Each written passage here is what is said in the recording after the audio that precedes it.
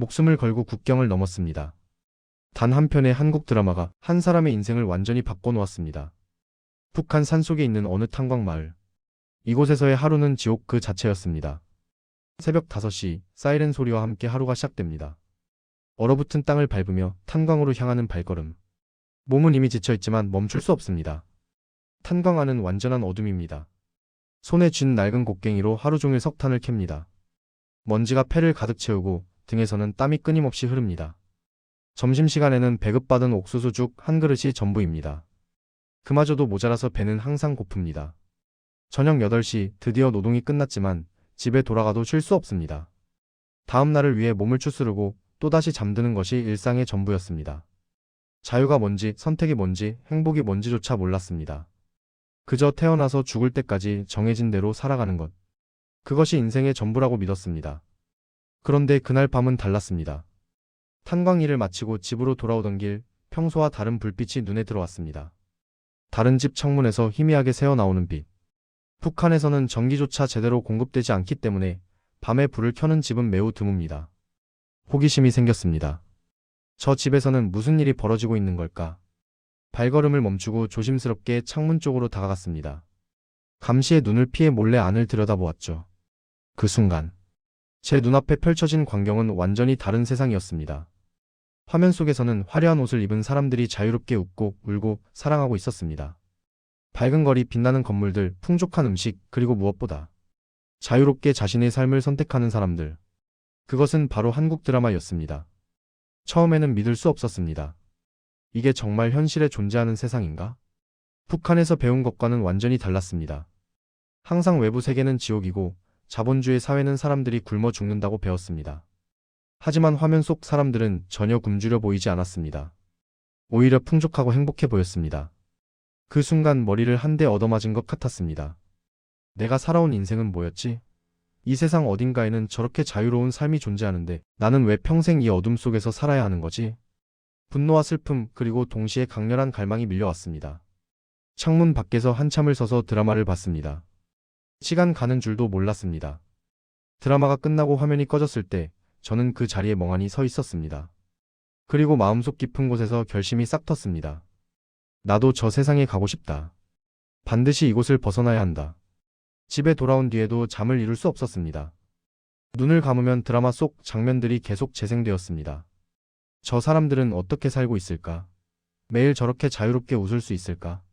하지만 동시에 두려움도 밀려왔습니다. 탈북은 곧 죽음을 의미합니다. 북한에서 탈출을 시도하다 잡히면 정치범 수용소로 보내지거나 그 자리에서 총살당합니다. 가족들까지 연좌제로 처벌받습니다. 3대가 멸문지화를 당하는 거죠. 그래도 이대로 평생 여기서 살 수는 없어.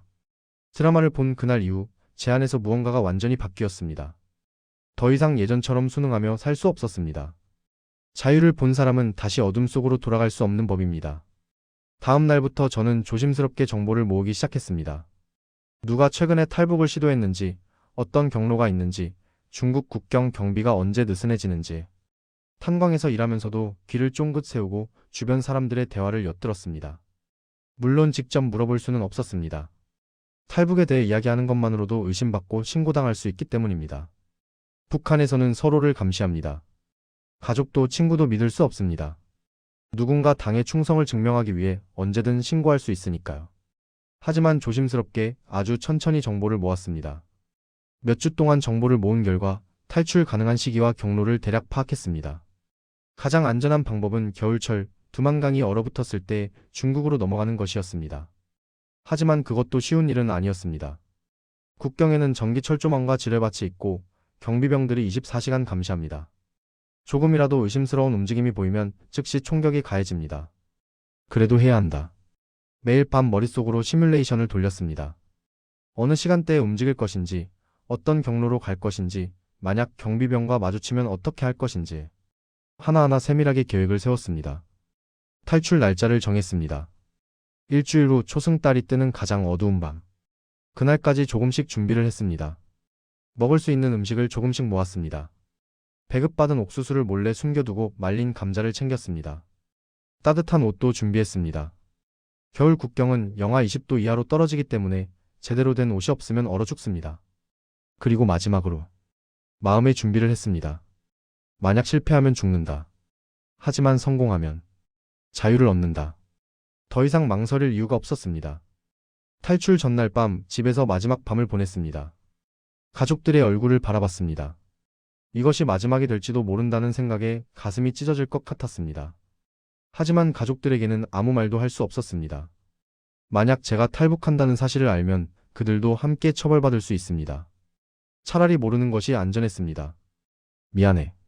그리고 고마워. 마음속으로만 작별 인사를 했습니다. 그리고 다짐했습니다. 살아서 자유를 얻으면 언젠가 너희도 꼭 데려올게. 드디어 그날이 왔습니다. 평소처럼 탄광에 가는 척 집을 나섰습니다. 하지만 탄광으로 가지 않고 미리 정해둔 경로로 몸을 숨겼습니다. 심장이 미친 듯이 뛰었습니다. 이제 돌아갈 수 없어. 앞으로만 가야 해. 해가 지고 어둠이 깔리기를 기다렸습니다. 추운 바람이 몸을 파고들었지만 움직일 수 없었습니다. 아직 시간이 아니었습니다. 드디어 밤 11시. 경비교대 시간에 맞춰 움직이기 시작했습니다. 어둠 속을 조심스럽게 걸었습니다. 한 걸음 한 걸음이 죽음과의 줄타기였습니다. 나뭇가지가 부러지는 소리, 발밑에서 돌이 굴러가는 소리. 모든 소리가 귀에 쩡쩡 울렸습니다. 들키면 안 돼. 절대 안 돼.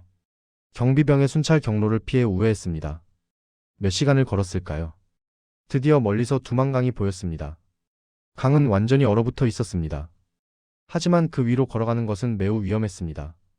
얼음이 깨질 수도 있고 무엇보다 강 건너편에도 중국 측 경비가 있기 때문입니다.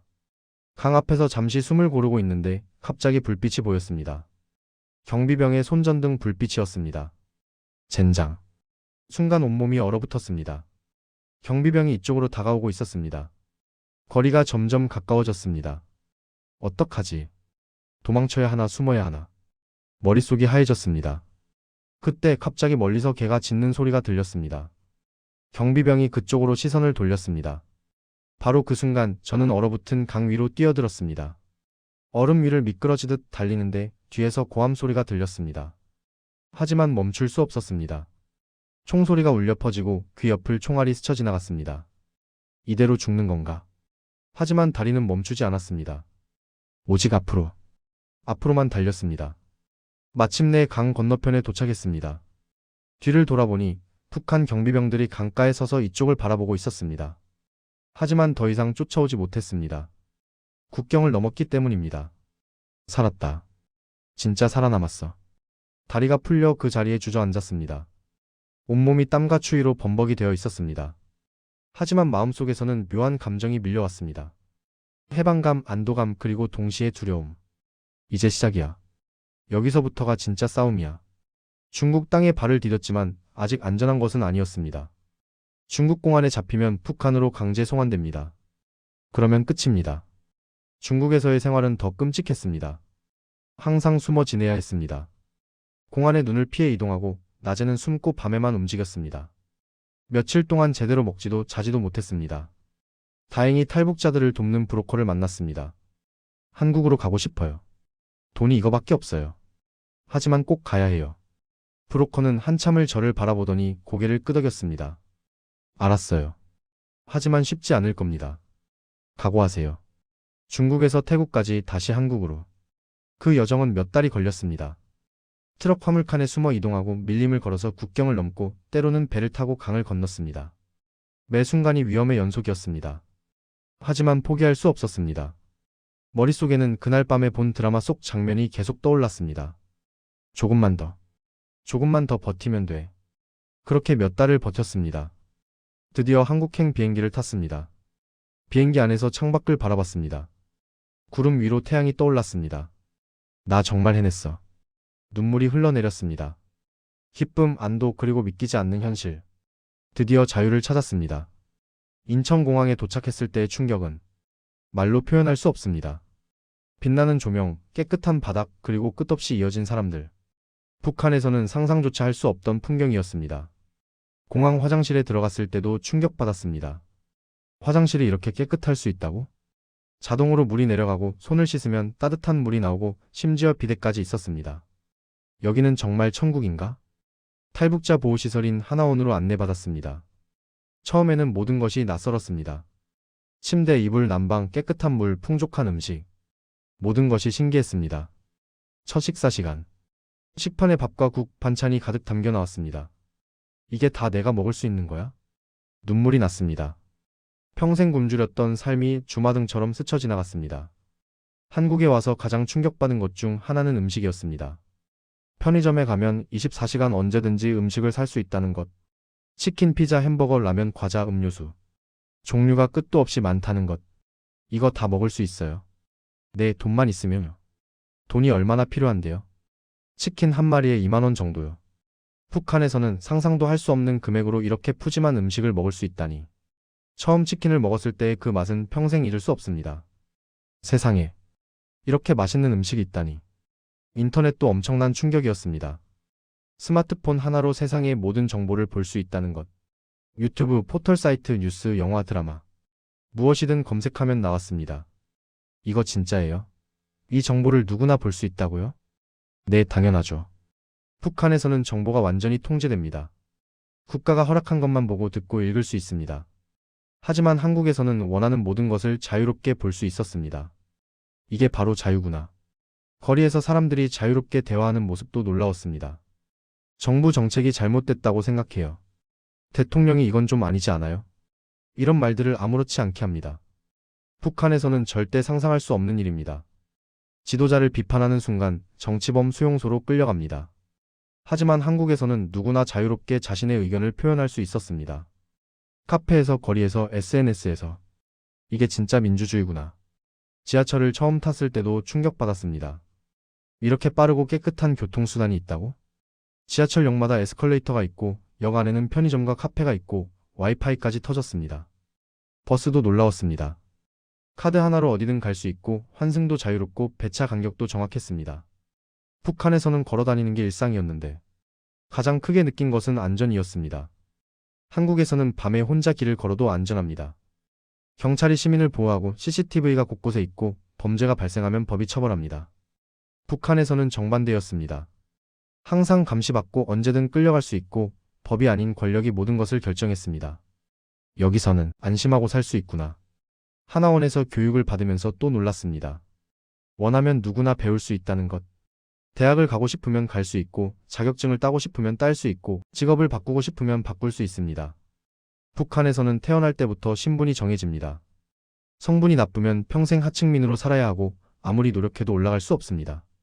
하지만 한국에서는 노력하면 무엇이든 될 수 있었습니다. 나도 새로운 삶을 살 수 있을까? 희망이 생겼습니다. 하나원에서의 교육이 끝나고 본격적으로 사회생활을 시작했습니다. 처음에는 모든 것이 어려웠습니다. 말투, 억양, 단어, 문화, 예절. 모든 것이 달랐습니다. 아, 이건 이렇게 하는 거예요. 저기 죄송한데 이거 어떻게 하는 건지. 매일 질문하고 배우고 실수하고 다시 도전했습니다. 드디어 첫 직장을 구했습니다. 작은 식당에서 설거지와 홀서빙을 하는 일이었습니다. 힘들었지만 행복했습니다. 내가 번 돈으로 내가 원하는 것을 살 수 있다는 것. 첫 월급을 받았을 때 그 기쁨은 이루 말할 수 없었습니다. 그 돈으로 치킨을 사 먹고 영화를 보고 옷을 샀습니다. 작은 것 하나하나가 모두 소중했습니다. 어느 날 퇴근 후 한강을 걸었습니다. 강변에 앉아 노을을 바라봤습니다. 사람들은 자전거를 타고 치킨을 먹고 웃고 떠들고 있었습니다. 그 순간 깨달았습니다. 나는 지금 정말로 자유롭다. 더 이상 두려워하지 않아도 되고 감시받지 않아도 되고 누군가의 허락을 받지 않아도 됩니다. 내가 원하는 곳에 가고 내가 원하는 것을 먹고 내가 원하는 사람을 만날 수 있습니다. 이것이 바로 자유였습니다. 눈물이 흘러내렸습니다. 기쁨의 눈물이었습니다. 시간이 흐르면서 점점 한국 생활에 적응했습니다. 친구들도 생겼고 더 좋은 직장으로 이직도 했습니다. 그리고 새로운 꿈이 생겼습니다. 북한에 있는 사람들에게도 이 자유를 알려주고 싶다. 저처럼 한 편의 드라마로 세상을 바꾼 사람이 있다면 더 많은 사람들도 바꿀 수 있지 않을까. 언젠가는 제 이야기를 나누고 북한의 현실을 알리고 그곳에 남겨진 사람들에게 희망을 주고 싶습니다. 지금은 작은 원룸에서 혼자 살고 있습니다. 아침에 눈을 뜨면 따뜻한 햇살이 들어오고 커피를 내려 마시며 하루를 시작합니다. 출근길에는 지하철을 타고 점심시간에는 동료들과 식당에서 밥을 먹습니다. 퇴근 후에는 편의점에 들러 간식을 사고 집에 와서 넷플릭스로 드라마를 봅니다. 이 모든 평범한 일상이 제게는 기적입니다. 북한에서는 꿈도 꿀 수 없었던 삶입니다. 하지만 가끔은 북한에 두고 온 가족들이 생각납니다. 지금쯤 뭐 하고 있을까? 건강하게 지내고 있을까? 제가 탈북한 후 가족들이 어떤 처벌을 받았을지 생각하면 가슴이 아픕니다. 하지만 포기할 수 없습니다. 언젠가는 가족들도 이곳으로 데려오겠다는 약속. 그 약속을 지키기 위해 오늘도 열심히 일하고 돈을 모으고 방법을 찾고 있습니다. 여러분, 이 이야기를 들으면서 어떤 생각이 드셨나요? 아마 많은 분들이 충격받으셨을 겁니다. 하지만 이것은 제 이야기일 뿐만 아니라 지금 이 순간에도 북한에서 살아가고 있는 2,500만 명의 이야기입니다. 여러분이 당연하게 여기는 모든 것들. 아침에 마시는 커피, 친구들과의 수다, 좋아하는 음악 듣기, 밤늦게까지 유튜브 보기. 이 모든 것들이 누군가에게는 평생 꿈도 꿀 수 없는 자유입니다. 저는 한 편의 드라마 덕분에 인생이 바뀌었습니다. 그리고 지금 이 영상을 보시는 여러분도 누군가의 인생을 바꿀 수 있습니다. 북한의 현실에 관심을 가져주세요. 탈북민들을 따뜻하게 대해주세요. 그리고 무엇보다 여러분이 누리고 있는 자유가 얼마나 소중한 것인지 기억해주세요. 자유는 공짜가 아닙니다. 누군가는 목숨을 걸고 얻어야 하는 것입니다. 여러분은 이미 그 자유를 갖고 있습니다. 부디 그것을 소중히 여기고 감사하며 살아가시길 바랍니다. 긴 영상 끝까지 시청해주셔서 진심으로 감사드립니다. 이 영상이 도움이 되셨다면 구독과 좋아요 부탁드립니다. 그리고 더 많은 사람들이 이 이야기를 들을 수 있도록 공유해주시면 감사하겠습니다. 여러분, 오늘도 자유로운 하루 되세요.